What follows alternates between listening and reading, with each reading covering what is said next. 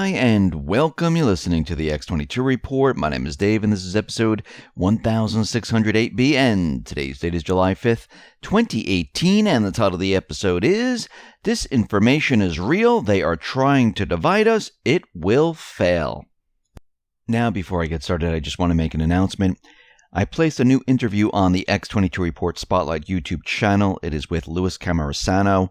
So all you need to do is go over to YouTube, type in X22 Report Spotlight. It will bring you right to the interview. Or you can come over to the x22report.com or newsentinel.com site. Scroll down a little bit, look over to the right-hand side. You'll see the interview there. You can play it right on the site.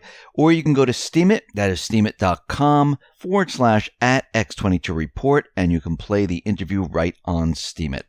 Let's get into the economic collapse, political and geopolitical news.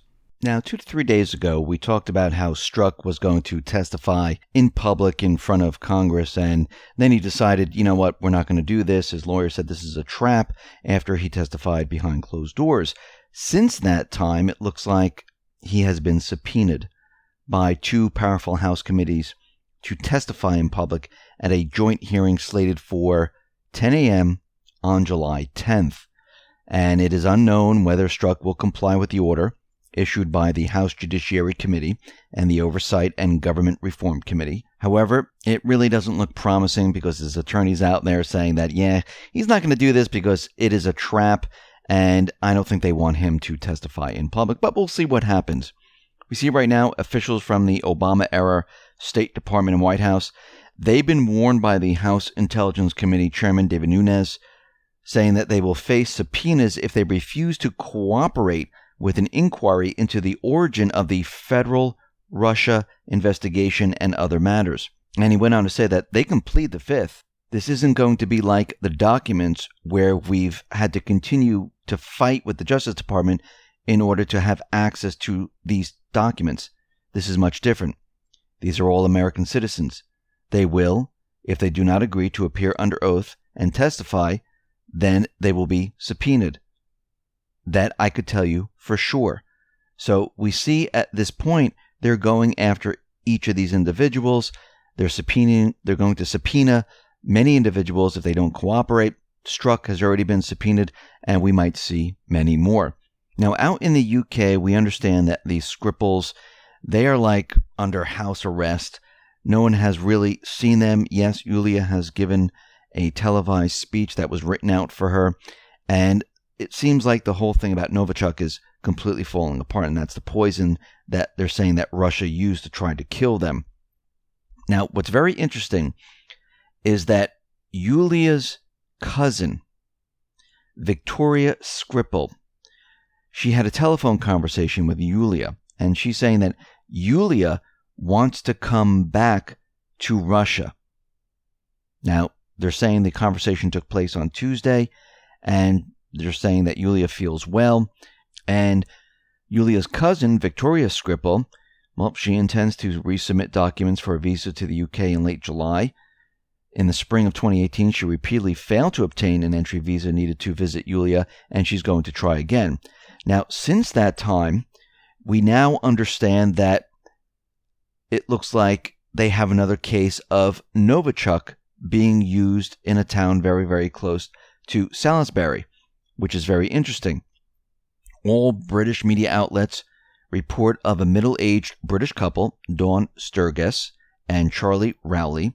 They fell seriously ill in Amesbury, a town near Salisbury, and near the British chemical weapons site Proton Down. The couple were transported to Salisbury Hospital. They were first suspected to have taken drugs, but the police now see that it might be some type of unknown substance. And they're saying maybe it could be Novichok. That could be. Now, the most curious issue of the current case is that it happened Saturday morning. A lot of local emergency action took place since then, but news of the incident emerged only early today. So there's 4 days or so where there was really no reporting on this whatsoever. The British government most likely issued a D-notice and prohibited all news of the case until early today, and now prohibits to explain the censoring. Why? And what's even stranger than this is that the police lied to the people living near the place. They said it was a gas leak. They told them other stories that, other things were going on, and it seemed very, very odd. And I think they're using this now to reintroduce Novichok because they don't know what to do with Yulia and her father, because we see that Yulia's in, communication with others and she wants to leave. What are they going to do? Well, they have to pin it back on Russia. And I think this is what they were trying to do, and maybe it got botched or something happened, but we see that it's not going well. We see out in Syria, the rebels were speaking with Russia in the southern area of Syria. Then the rebels rejected Russia's peace talks. Then the rebels came back and said, listen, we have some demands here. And it looks like Jordan's mediation brought them back to Russia. And the rebels have offered the Russian Reconciliation Center their own ceasefire terms in the southwest part of Syria. And this is what they want. They want opposition forces will now hand over their heavy weapons in several phases. Syrian army will retreat from several towns they captured these past 2 weeks. All government institutions in the rebel-held areas will be managed by locals. A military force is formed with medium weapons in order to manage the security in the region. Reopen the Nasib crossing under local management and Russian military police. And once again, they don't have the upper hand here, because if they don't agree to what Russia and Syria want, the Syrian armed forces, they're just going to run them right over. And it looks like they're just buying time right now, because they know that they don't have reinforcements. They know the deep state's not behind them anymore. They know they're not getting training, funding, or anything else. They're kind of doomed at this point, and they're trying to work with what they have, and I don't think it's going to work whatsoever. We see that Israel has decided to say, okay, the Syrian army can move in around the Golan buffer zone position. Now, the only remaining demand is that Hezbollah and Iran, they don't establish a presence in this area. And they don't want any type of confrontation with these forces, so it only can be the Syrian army that is allowed in this area. Now, according to the 1974 agreement, they were allowed to create a buffer zone between the two countries, but they were supposed to be kept free of military forces and heavy weapons. Now, is there a catch? We don't know as of yet, but we know that Putin has pushed the idea of having all foreign troops leave Syria. That was including Iran. And I think this was done on purpose. I think what's going to happen here is Iran is going to be asked to leave by the Syrian government, and I think there's going to be a deal made with Putin and Trump. Once Iran is removed from this area, I do believe that Trump will then announce that the U.S. forces, the coalition forces, are going to leave Syria because the Islamic State and other terrorist groups have been beaten. And I think this is what this is all leading up to, and I think this is why Israel is saying, yes, the Syrian army can come here, but not Iran, just the Syrian army. And I think they're setting all this up, and we know that Netanyahu has met with Putin. We know Trump is going to meet with Putin, and I think this is going to be the agreement to shut this whole thing down once and for all, and get rid of the coalition forces, get rid of the forces that were in Syria, because at this point, there's no reason for them to be there. The terrorists are beaten, and all the funding and all the support, it's all dried up. There's nothing left here, and there's no reason for the U.S. to keep forces in this area, and I think this is the final stage of all this, and this has been set up since the beginning. And we have to remember that Q came out and said November 11th, which is Veterans Day, which is coming up in November, said that we're going to see a parade of all parades. And I do believe that a lot of the troops will be coming home, and this is what is being prepared right now.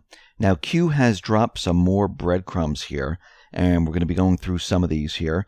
Post 1675, July 3rd, an Anon put up a picture of Trump near the helicopter United States of America, and it says, "I'm off to save the world, aren't you coming?"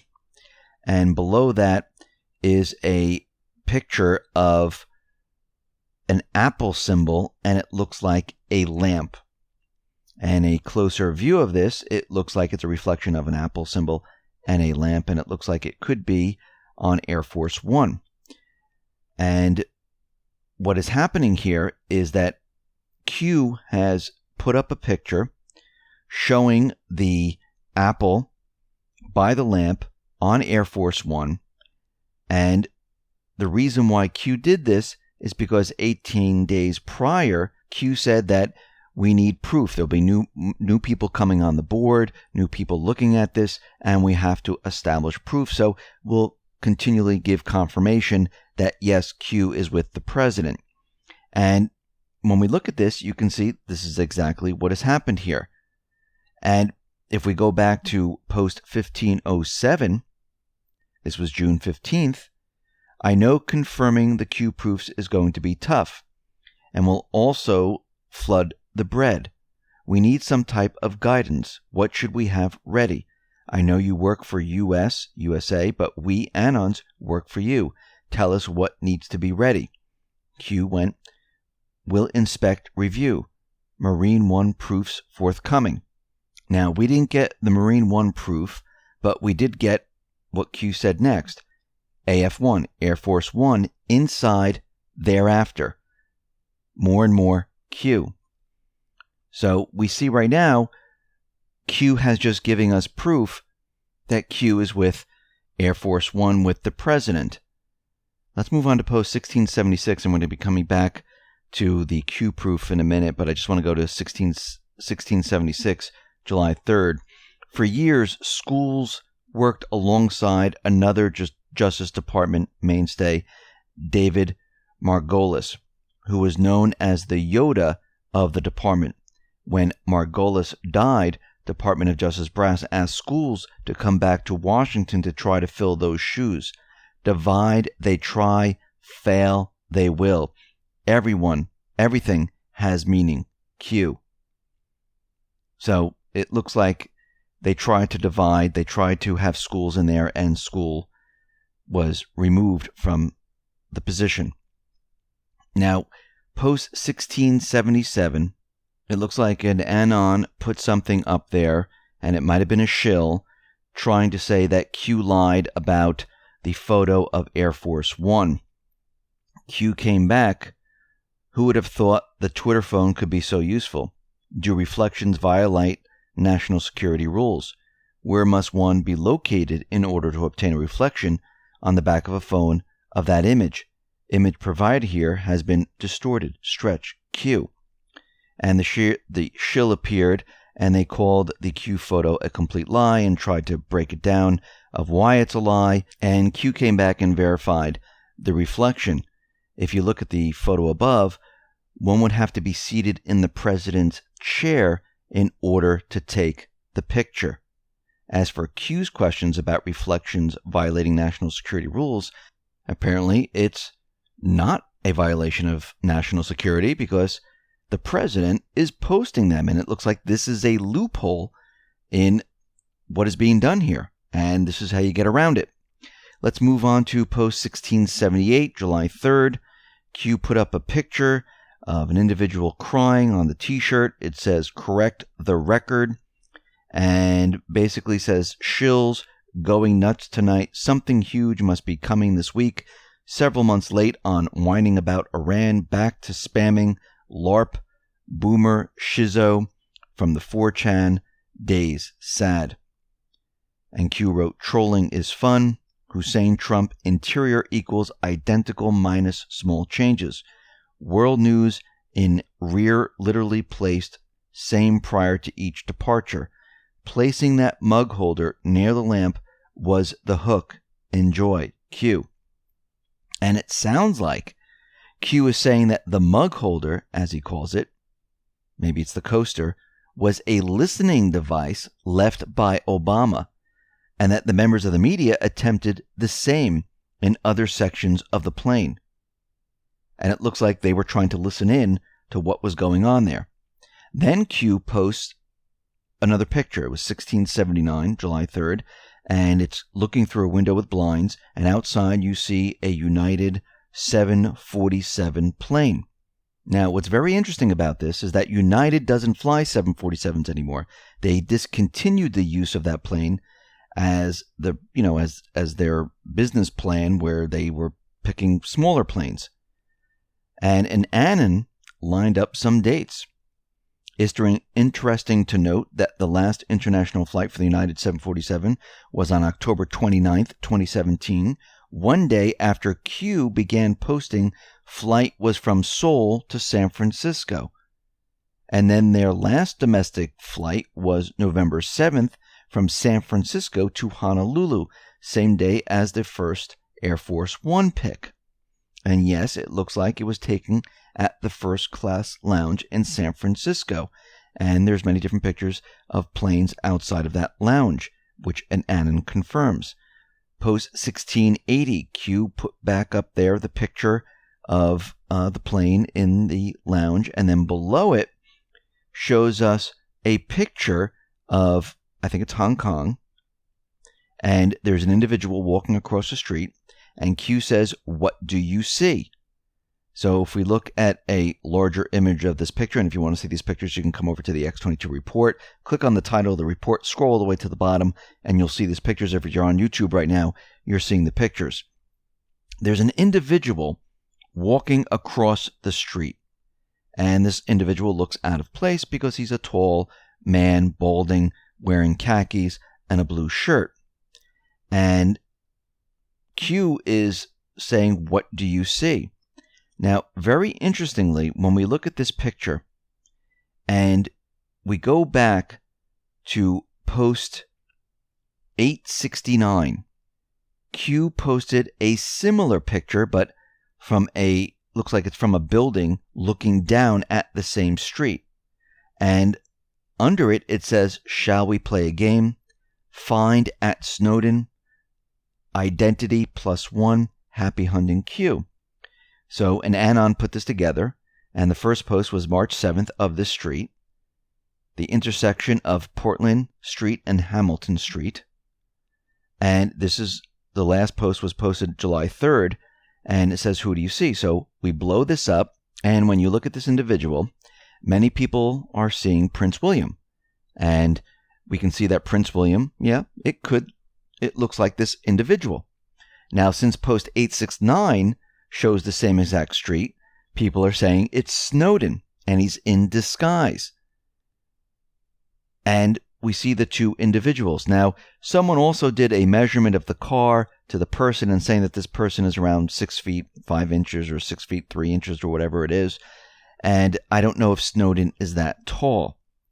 But as of right now, we're going to need more information, and I'm leaning towards Prince William than anything else. Let's move on to post 1681. Q put up, "Disinformation is real. Disinformation is necessary. Example, U.S. martial law. False. Saudi Arabia. True. Why was this necessary? What questions were asked Saudi Arabia prior to the Saudi Arabia events? Why is this relevant? Think mirror. Look there or here or there. Truth is behind you." And if we go back, this is taken from another post much earlier on, November 9th, 2017. And under the post that I just read, Q says, "Today, as patriots, we celebrate our independence." Q put up a link, and this is John F. Kennedy reading the Declaration of Independence. Now, if we go to post 1681, the graphic that Q put up there was a section of the post from November 9th, 2017. And I'm going to read some of the answers from this post, because on the QAnonPub.pub, they put little buttons there that give you answers of what this post means and everything that Q is trying to tell us. And it says, "What questions were asked SA prior to SA events?" And Q went on to say, "Muslim Brotherhood infiltration of U.S. government. Senator McCain criticized query Saudi Arabia connection to the Islamic State. Why is this relevant? Who took an undisclosed trip to Saudi Arabia? What was the purpose of this trip? How did Saudi Arabia welcome the POTUS during this trip? Why was this historic and not covered by the mainstream media? How did Saudi Arabia welcome Barack Obama during this trip? How did Saudi Arabia welcome Hillary Rodham Clinton during this trip? Why is this relevant? What happened shortly after 9/11? Specifically with all aircraft, who was authorized to depart? Only one plane was authorized during this mandatory forced grounding. Who specifically authorized this? What airport did the departure take place at? Why is this relevant? How does it tie together? Why did JK travel to Saudi Arabia recently? And JK is John Kerry. Why is Saudi Arabia known for? Where do the biggest donations originate from? Why is this relevant? What else is relevant? Saudi Arabia, safe harbor, port or transfer? Why is this relevant? U.S. actions mirror Saudi Arabia actions. As per ISIS, it has been losing big time in Syria. Now it would be natural to go after its supporters.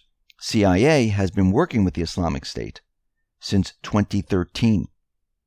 Think mirror. Look there or here or there. Truth is behind you. Answer the question in a number of iteration yields the bigger picture. Forward, backward, forward.